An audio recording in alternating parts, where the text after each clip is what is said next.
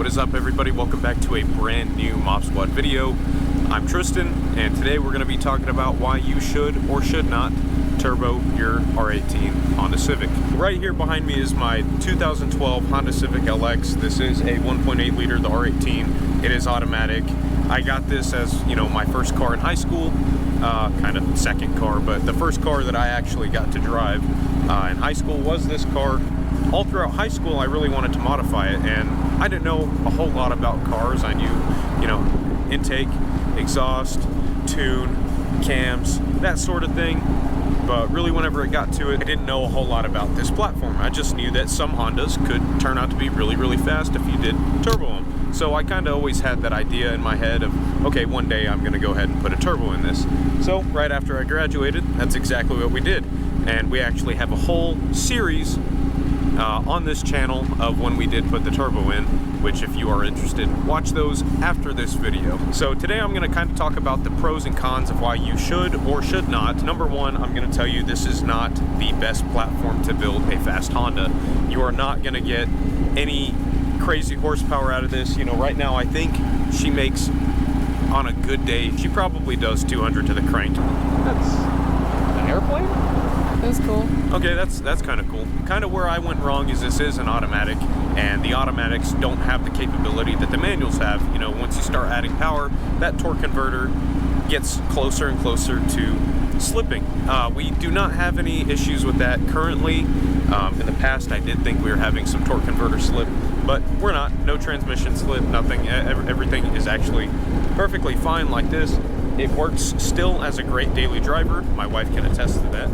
It does get you from point A to point B, and it has all the cool turbo sounds. If you are someone that has an R18 and you're like, man, I want to make a little bit of power out of it, I'll be honest, unless you're willing to dump a decent amount of money into it, you're not going to make anything more than, say, a stock K24 in a Honda Civic Si, or a stock K20, depending if you have the 8th gen or the 9th gen. You're just not going to get more than 200 horsepower reliably out of this engine. There's not a whole lot of aftermarket support, and the parts that you can find that are aftermarket sometimes are way overpriced, and it's just because of how limited supply they are. In my opinion, if you are looking to get into Hondas, looking to build a Honda, and you have an R18 already, let's say you're kind of in the same boat, right? You got it when you're in high school, or, you know, maybe you're in college and you got it because it has great gas mileage, and now you're like, oh, let me build this car.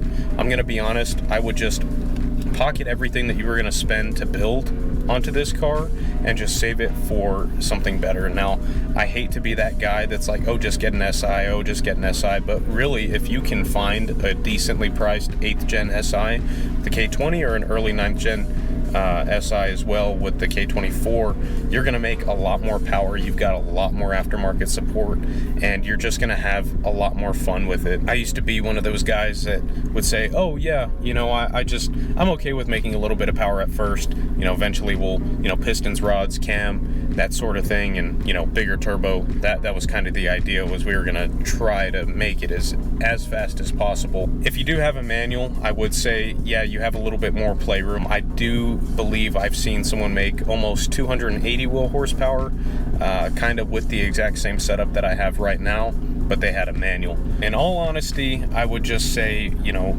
pocket your money, save up, buy a better platform, and build on that better platform. Even if after everything that I've said, you're still, you know, stuck in the mindset that, oh, I do want to put a turbo on it anyways, well, then you were just like me at one point.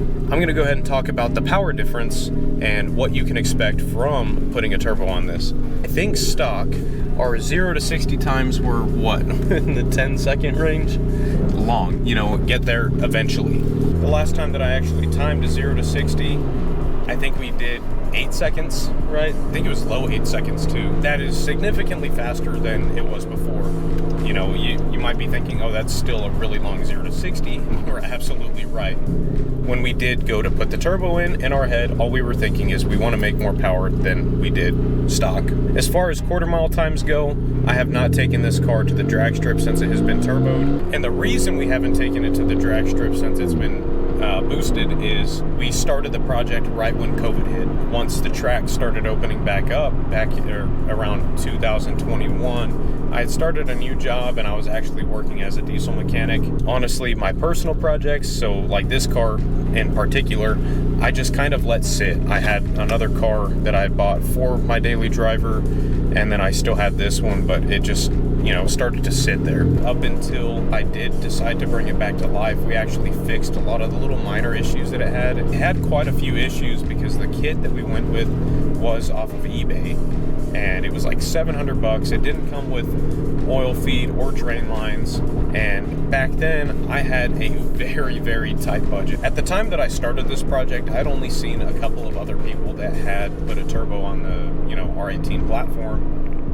so I didn't have much to go on, and a lot of those weren't super informative. So I didn't know that I needed to delete the EGR. I didn't know that I needed to do the PCV system delete, which was a whole other thing. It was causing high crankcase pressure. We were burning a lot of oil, smoking all the time, and I didn't know why, and it took me actually a really long time to figure out why this was happening. There were a lot of little minor things that we had to learn along the way that made it way more complicated than it should have been. Fuel pump, we're running on the stock fuel pump.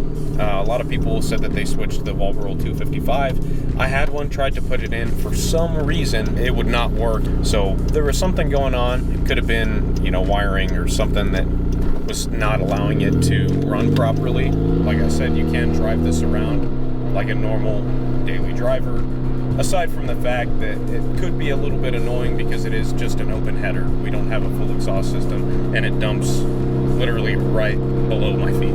I'm going to be honest, you can do this build for roughly $2,000. You got to buy Honda, just get some 310cc injectors off of an SI. You can get them used like I did, and I think I paid the guy like $100 for them. Still in really good shape, just had to replace the O-rings. And then the turbo kit itself cost around $750 to $900, depending on the one that you can find on eBay that is still available, if there are any still available.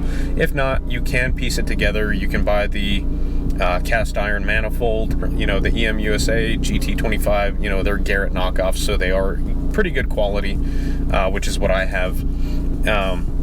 Get you an oil catch can and all the little other miscellaneous things. You can get an intercooler kit for like $100. Don't forget to check out our new EG Hatch project. We are building another single cam, but one that is actually capable of taking a lot more power. We have 2 videos that are already up on it, and that is us getting the car, and that is us taking apart the built motor, seeing what parts were in it, and we are good to go to make some big power on that. Those videos will actually be on the screen at the end of this video.